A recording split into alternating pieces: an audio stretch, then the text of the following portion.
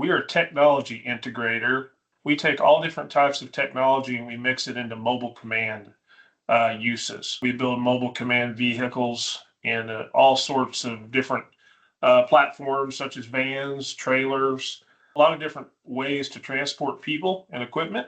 One of our specialties is we specialize in integrating drone technology and counter drone technology.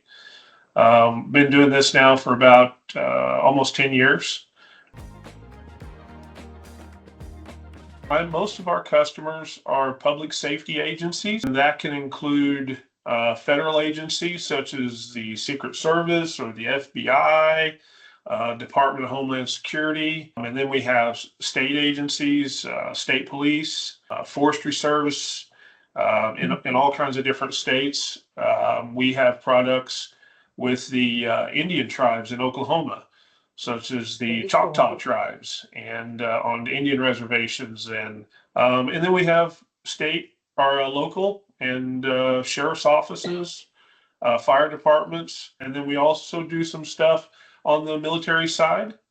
And we even get into private companies such as Phillips 66 Corporation. We stood up their drone program several years ago.